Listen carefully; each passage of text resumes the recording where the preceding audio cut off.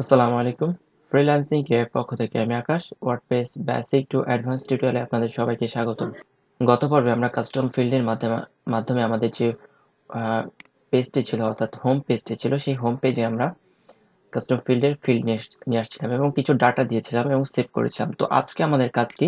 তো আজকে আমাদের কাজ হচ্ছে এই যে ডাটাগুলো আমরা দিয়েছি এই ফিল্ডের মধ্যে এই ডাটাগুলো কিভাবে আমাদের পেজে ডিসপ্লে করানো যায় সেটি আজকে আমরা দেখব। তো চলুন শুরু করি। তো প্রথমে আমাকে যে কাজটি করতে হবে, আমাদেরকে যে index.php ফাইলটি আছে এই ফাইলের মধ্যে আমরা দেখে নিই কোথায় আমরা কাজটি করব। ওকে, আমরা পেয়ে গেছি। এখানে হচ্ছে আমরা কাজটি করব আমাদের যে হেডার হিরো এরিয়া। এখানে দেখতে পাচ্ছেন আমাদের এটি হচ্ছে টাইটেল, এটি হচ্ছে আমাদের স্লাইডার। ওকে, আচ্ছা, এখানে H2 এর মধ্যে একটি ছোট্ট একটি ডেসক্রিপশন আছে, অর্থাৎ এটিকেও সাবটাইটেল বলা যায়। আচ্ছা, এরপরে কি আছে, আমাদের এখানে একটি বাটন আছে। ওকে, তো এটাকে আমরা ডাইনামিক করব। তো এখন একটা জিনিস চিন্তা করুন, আমরা যখন কাস্টম পোস্টের জন্য আমরা ফিল্ডের থেকে ডাটা নিয়ে আসলাম, কিভাবে নিয়ে আসলাম হচ্ছে একটা ফাংশনের মাধ্যমে, তাই না? তো ফাংশনটা কি ছিল? তো যেহেতু আমি ফাংশন লিখবো, সো আমি এখানে অবশ্যই পিএইচপি ট্যাগের মধ্যে লিখবো পিএইচপি। তো কি ফাংশনটা আমরা ব্যবহার করেছিলাম? আমরা ব্যবহার করেছিলাম গেট পোস্ট মেটা। ওকে, তো এই ফাংশনের মাধ্যমে আমরা কিন্তু আমাদের পোস্টের থেকে আমরা কাস্টম ফিল্ডের থেকে ডাটা নিয়ে আসছিলাম। তো আমরা যেহেতু এখন পেজের কাজ করছি, তো পেজের ক্ষেত্রেও আমরা ঠিক একই কাজটাই করব। অর্থাৎ ডাটাগুলোকে নিয়ে আসার জন্য আমরা গেট পোস্ট মেটা এই ফাংশনটি ব্যবহার করব। এরপর আমাদের কাজ কি? এরপর আমাদের কাজ হচ্ছে গেট দ্য আইডি ফাংশন। আচ্ছা, এরপর আমাকে কি করতে হবে? আমাকে আইডি নামটা দিতে হবে, অর্থাৎ আমরা যে কাস্টম ফিল্ডের মধ্যে যে আইডিটা নিয়েছি সেই আইডিটা নেম দিতে হবে। তো আমি দেখে নিই কি আইডি নিয়েছি আমি। তো আমি যদি একটু স্ক্রল করে উপরে যাই, তো দেখুন আমাদের প্রথম আইডিটা ছিল স্লাইডার টাইটেল, তাই না? আমি স্লাইডার টাইটেলটা নিলাম, এটাকে কপি করে আমি এখানে পেস্ট করে দিব।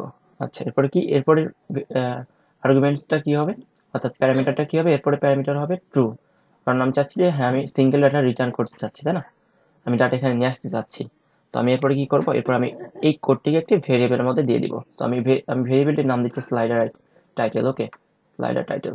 আচ্ছা, ওকে। এরপরে কাজ কি? এরপরে কাজ হচ্ছে আমাদের যে আর যে ফিল্ডগুলো ছিল সেটার যে আইডিগুলো সেটা নিয়েও কাজ করা শুরু করবো। সো আমি আমি এটিকে কপি করে নিচ্ছি। কপি করে আমি আবারও, আচ্ছা, আমি এখানে লিখি। ওকে, গেট পোস্ট মেটা।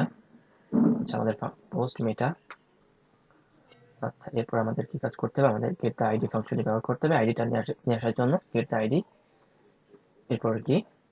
এরপর হচ্ছে আমাদের আইডি, এরপর কাজ হচ্ছে আমাদের ট্রু। ওকে, সো আমি আমার ভেরিয়েবলের মধ্যে নিচ্ছি এটি ভেরিয়েবলের নাম দেবো হচ্ছে স্লাইডার আইটেম। ওকে, স্লাইডার আইটেম। আচ্ছা, তো এখন আমরা এক কাজ করি, আমি কপি করে নিচ্ছি আপাতত।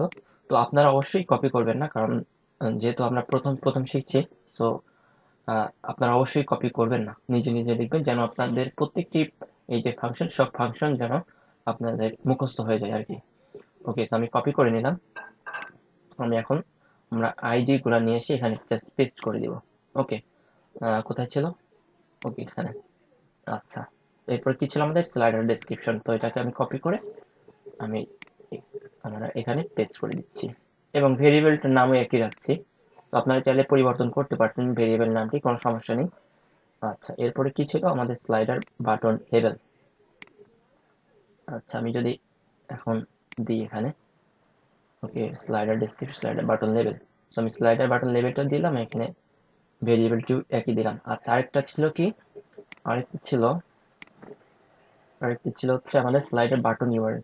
আচ্ছা, আপনাদের একটা জিনিস দেখায়, সেটি হচ্ছে আপনারা যদি বাটনটি খেয়াল করেন, এখানে আপনি এখানে দেখতে পাচ্ছেন যে এখানে যে লিঙ্কটি আছে, এখানে যে লিঙ্কটি আছে সেটি হচ্ছে একটি ওয়ার্কস, অর্থাৎ আইডি আকারে দেওয়া আছে, তাই না? তার মানে বোঝা যাচ্ছে এটি কোনো অন্য কোনো পেজে লোড হবে না, অর্থাৎ সেম পেজেই লোড হবে।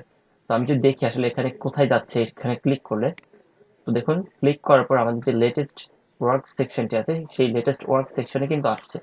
সো আমাদের কিন্তু এটা এখন আমাদের ইয়ে করার দরকার নেই, ডাইনামিক করার প্রয়োজন নেই, তাই না? তো আমরা এক কাজ করি, আমাদের যে ফিল্ডটা নিয়েছিলাম সেই ফিল্ডটাকে আমরা ডিলিট করে দিই। আমি যে বাটন ইউআরএলটা নিয়েছিলাম সেটাকে আমরা ডিলিট করে দিলাম। তো বাটন লেবেলটা রাখছি যেন ইউজার বাটন লেবেলটি তার নিজের ইচ্ছা মতো দিতে পারে। ওকে, আচ্ছা, এখন আমরা উপরে চলে যাই। ওকে, তো আমরা বাটন সবগুলাই নিয়ে নিয়েছি। তো আমি যদি এখন সেভ করি, এখন যদি আমি দেখতে চাই আসলে এর মধ্যে কি আছে, যদি আমি দেখতে চাই, তো এক কাজ করি, আমরা একটা ইকো করি, ইকো বা প্রিন্ট আর করে দেখি। আমি যদি দেখতে চাই আমার ভেরিয়েবলের মধ্যে কি আছে, তো আমি প্রিন্ট আর করে দেখি। ওকে, পিএইচপি আমি এখানে নিচ্ছি, পিএইচপি প্রিন্ট আর, দুঃখিত। আচ্ছা, তো প্রিন্ট আর করে দেখবো যে এর মধ্যে আসলে কি আছে। তো আমি ভেরিয়েবলটার নাম দেবো, প্রথম ছিল স্লাইডার আইটেম, তাই তো, স্লাইডার আইটেম। আচ্ছা, আমি সবগুলোই দেখার জন্য একবারেই এই কাজটা করে নিচ্ছি। ওকে, আচ্ছা, আমরা এক কাজ করতে পারি। আহ, আচ্ছা, দেখি এরকম কাজ করে কিনা। ওকে, আমরা এইভাবে দেখি কাজ করে কিনা। আচ্ছা, এরপরের ভেরিয়েবলটি কি আছে, এরপরের ভেরিয়েবল যদি আমি দিই স্লাইডার, কি ছিল, টাইটেল, তাই না? এরপরে ভেরিয়েবল কি ছিল, স্লাইডার, স্লাইডার বাটন লেভেল। এরপরে ভেরিয়েবল ছিল কি, স্লাইডার ডেসক্রিপশন। ওকে, সো আমি দেখি এখন কি অবস্থা, আমার দেখাই। তো আমি যদি দেখি এখন, ওকে, তো দেখুন এখানে প্রথমে আসছে কি একটি অ্যারে, তাই না? তো প্রথমে আসছে একটি অ্যারে, দ্বিতীয়তে আসছে হচ্ছে আমাদের যে টাইটেলটি ছিল সেই টাইটেলটি। এরপর আসছে কিন্তু আমাদের দেখুন এখানে হচ্ছে ভিউ মোর, অর্থাৎ আমাদের যে বাটন লেবেলটি দিয়েছিলাম সেটি। এবং তারপরে আসছে কি, আমাদের তারপরে আসছে হচ্ছে আমাদের যে কি বলে এটাকে, ডেসক্রিপশন, সেটি আসছে, তাই না? তো বুঝতে পারলাম যে আমি আমার ডাটাগুলো আনতে পেরেছি। এখন কি করতে হবে আমাদেরকে, আমরা যদি আমাদের প্রত্যেকটি জায়গায় ইউআরএল করে দিই, অর্থাৎ ইকো করে দিই, তাহলে কিন্তু আমাদের কাজটি হয়ে যাবে, তাই না? আমাদের এখানে যে ইকো করে দিই তাহলে কিন্তু আমাদের কাজটি হয়ে যাবে। তো একটা জিনিস এখানে খেয়াল করুন, এখানে দেখাচ্ছে প্রথমটা হচ্ছে অ্যারে টাইপের, প্রথমে দেখাচ্ছে যে অ্যারে। তো দেখি আমি প্রথমে কি দিয়েছি, প্রথমে দিয়েছে হচ্ছে স্লাইডার আইটেম। তো সেখানে বলছে যে সে অ্যারে, তো আমি দেখি আসলে এর মধ্যে কি ডাটা আছে। আমি দেখি এখানে, আমি সেভ করে রিলোড দিয়ে আবার দেখি। ওকে, তো রিলোড দিলাম, তো আবারই বলছে এটি একটি অ্যারে, তুমি এরকম দেখতে পাবে না। আচ্ছা, আমি এক কাজ করি, আমি স্ট্রিংটাকে স্ট্রিং এর বাইরে রাখবো আর কি, যেহেতু আমরা এখানে ইকো করছি না। সো আমরা প্রিন্টার শুধু ভেরিয়েবলের মধ্যে রাখবো।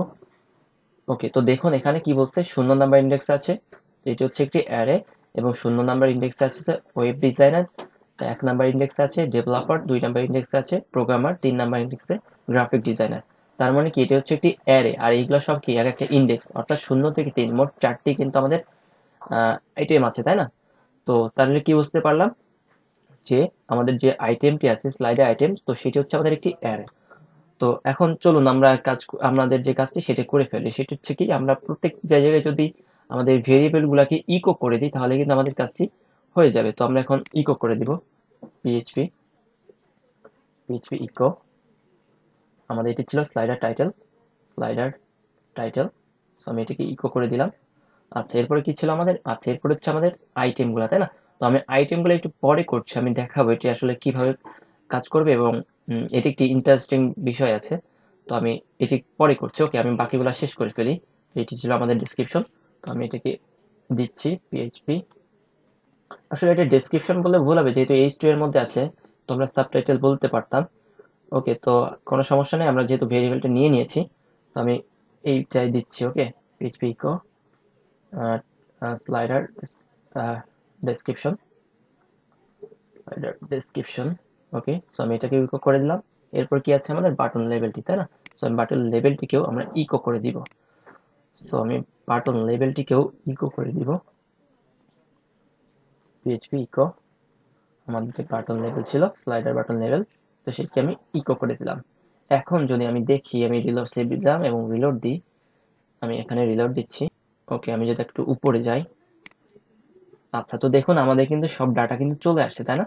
এখন কিন্তু আমাদের এই ডাটাগুলো আমাদের স্ট্যাটিক, অর্থাৎ ইন্ডেক্স ডট পিএইচপি থেকে আসছে না সরাসরি, তাই না? আমাদের আসছে কোথা থেকে, আমাদের আসছে হচ্ছে আমাদের পেজ থেকে, অর্থাৎ আমরা যে পেজটি ক্রিয়েট করেছিলাম এবং এখানে যে কাস্টম ফিল্ড নিয়েছিলাম, এখান থেকে কিন্তু ডাটাগুলো আসছে। তো এখন আমরা কি করব, এখন হচ্ছে কাজ হচ্ছে আমাদের যে যে স্লাইডারটা ছিল এইটি কিভাবে ডাইনামিক করবো আমরা, তাই না? তো দেখুন, আমরা আগেই দেখেছি যে আমরা যে আইটেমটা নিয়েছি, অর্থাৎ স্লাইডার আইটেম, এই আইটেমটা কিন্তু আমাদের অ্যারে আকারে আছে, তাই না? সো আমরা যদি অ্যারে আকারে থাকে, তো অ্যারে কি আমরা সিঙ্গেল আকারে দেখাতে কিভাবে পারবো, আমরা পারবো হচ্ছে কিভাবে, আমরা পারবো যে ফর ইচ লুপটা ইউজ করে। আমরা এর আগে যখন বেসিক পিএসপি তে শিখেছিলাম যে কিভাবে ফর ইচ লুপটা ব্যবহার করতে হয়, তাই না? তো আমরা কিন্তু খুব সহজেই এই কাজটি ফর ইচ লুপের মাধ্যমে করে ফেলতে পারি। তো চলুন শুরু করি। তো প্রথমে আমি পিএইচপি ট্যাগের মধ্যে নিলাম এবং এর মধ্যে আমি একটা কন্ডিশন দিয়ে নেব যে হ্যাঁ, এই ফর ইচ লুপটি তখনই চলবে যখন এই কন্ডিশনটি সত্য হবে। তো আমি কন্ডিশনটা কি দেব? আমি কন্ডিশনটা দিচ্ছি ইফ, আমি কন্ডিশনটা দিচ্ছি ইজ অ্যারে।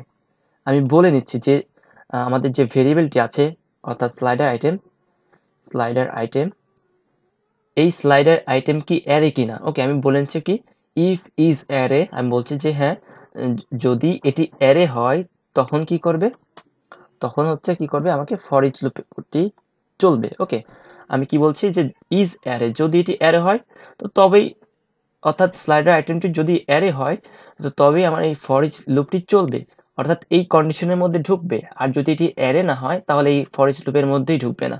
ওকে, তো আমি এখন কি করব, আমি যেটি করব সেটি হচ্ছে আমাদের যে স্লাইডার আইটেম, যেহেতু এটি একটি অ্যারে, সো আমি প্রথমে এই ভেরিয়েবলটা নিব যে হ্যাঁ, যে ফর ইজ, এরপর কি করব অ্যাজ।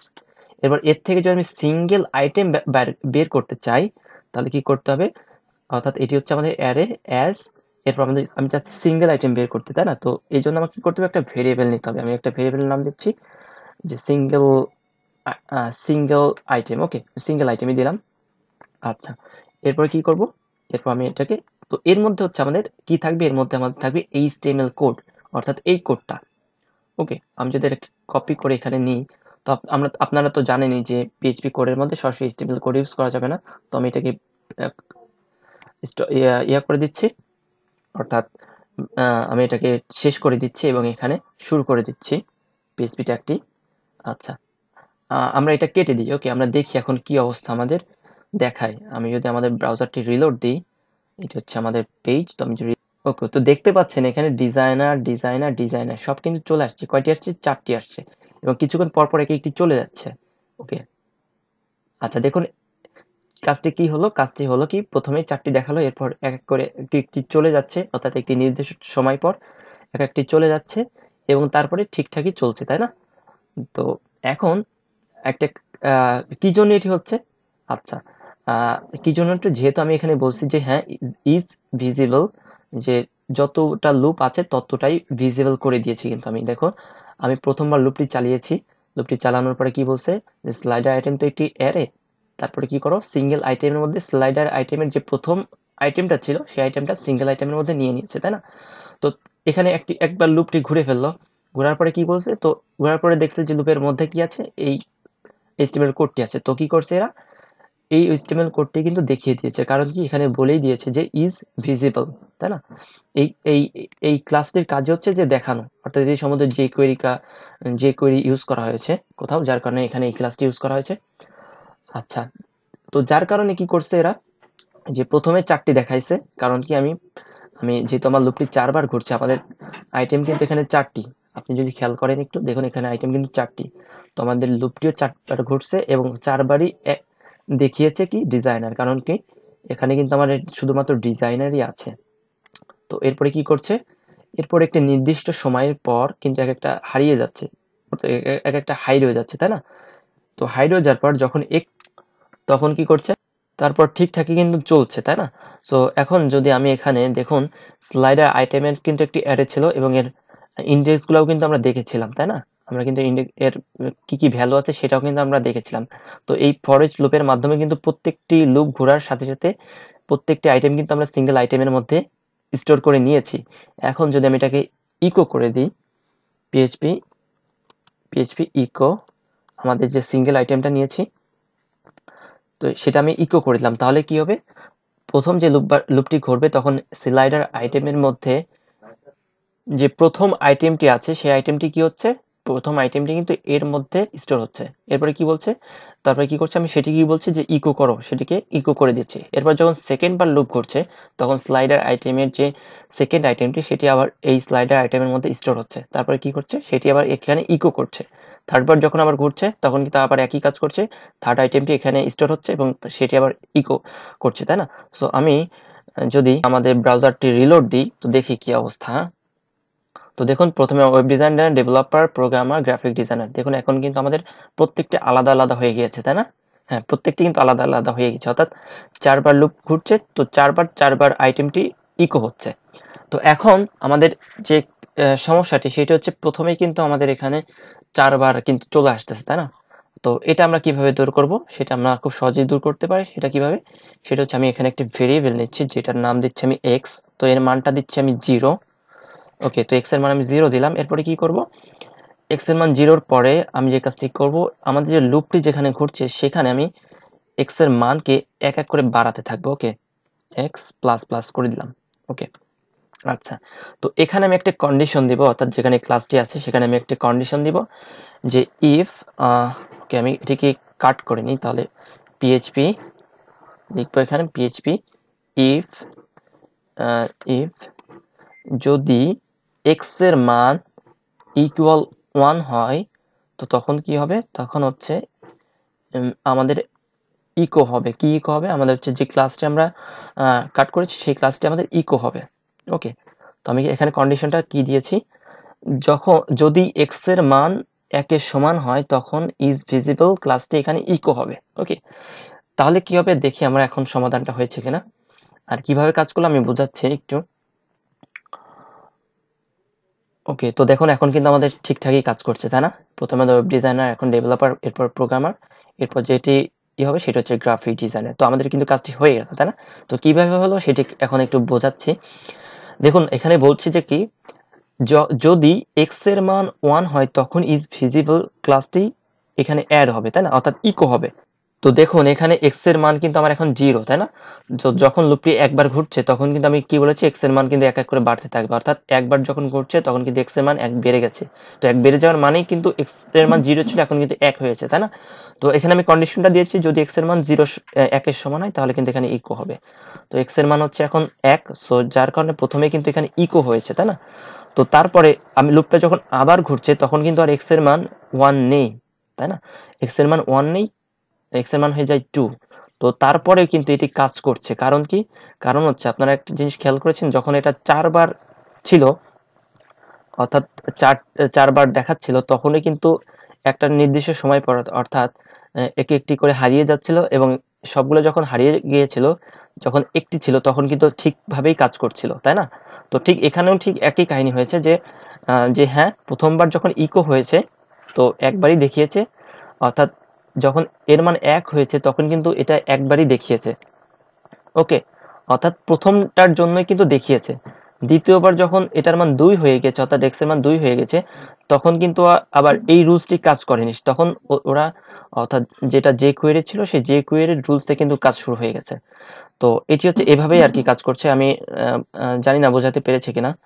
তো তো আমি আরেকটা জিনিস দেখাই, যদি আমি এর মান এখনো এক্স না দিয়ে, যদি 1 না দিয়ে যদি আমি এর মান 4 দিই, যেহেতু আমাদের 4টি আইটেম আছে, তো আমি 4 দিলাম, দেখি এখন কি দেখায়।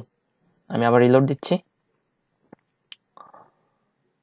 ওকে, তো রিলোড দেওয়ার পর দেখুন প্রথমে আসছে গ্রাফিক ডিজাইনার, অর্থাৎ কি হয়েছে এখানে, যে যখন এক্স এর মান 4 হবে তখন হচ্ছে এখানে ইকো হবে সিঙ্গেল আইটেম, সরি, এখানে ইকো হবে হচ্ছে ইজ ভিজিবল, অর্থাৎ এক্স এর মান 4, অর্থাৎ লুপটি যখন 4 বার ঘুরবে, আর 4 বার লুপ যদি ঘুরে তখন কিন্তু আমাদের, যদি আপনি দেখায় এখানে, দেখুন এখানে কিন্তু 4 বার যখন ঘুরবে তখন কিন্তু সেটির মান হচ্ছে গ্রাফিক ডিজাইনার, তাই না? তো যার কারণে কি হচ্ছে, যখন 4 বার ঘুরছে তখন কিন্তু ইজ ভিজিবল হচ্ছে, অর্থাৎ ইজ ভিজিবল হলে কিন্তু তখন কি হবে, এটা হবে গ্রাফিক ডিজাইনার, কারণ কি এক্স এর মান এখন 4, অর্থাৎ লুপটি 4 বার ঘোরার পরে কিন্তু এখানে ইকো হচ্ছে, তাই না? তো যখন 5 বার ঘুরছে তখন কিন্তু আর এটির যে রুলস, সে রুলসে আর কাজ করছে না, এটি যে কোয়েরির যে নিয়ম অনুসারে, অর্থাৎ এখানে যে কোয়েরি যেভাবে ব্যবহার করেছে, স্লাইডারটা যেভাবে ব্যবহার করেছে সেভাবেই কিন্তু কাজ করছে। তো আসলে এভাবেই কাজ করে। তো আশা করি বুঝতে পেরেছেন। তো আহ, আহ, তো আশা করি আপনাদের এই ভিডিওটি ভালো লেগেছে। পরের ভিডিওটি দেখার জন্য আপনাদের সবাইকে আমন্ত্রণ, আর অবশ্যই আমাদের ফ্রিল্যান্সিং কেয়ারের অফিসিয়াল যে ইউটিউব চ্যানেলটি আছে সেটিকে সাবস্ক্রাইব করবেন এবং বেল আইকনে ক্লিক করবেন যেন সবার আগে আমাদের ভিডিও পেতে পারেন। তো সবাইকে আবারও ধন্যবাদ। আর আপনারা অবশ্যই অনেক বেশি প্র্যাকটিস করবেন, প্রতিদিন 3 থেকে 4 ঘন্টা প্র্যাকটিস করবেন। তো আশা করি সবকিছু ক্লিয়ার হয়ে যাবে। ওকে, তো আজকের মতো এই পর্যন্তই। সবাইকে ধন্যবাদ। আল্লাহ হাফেজ।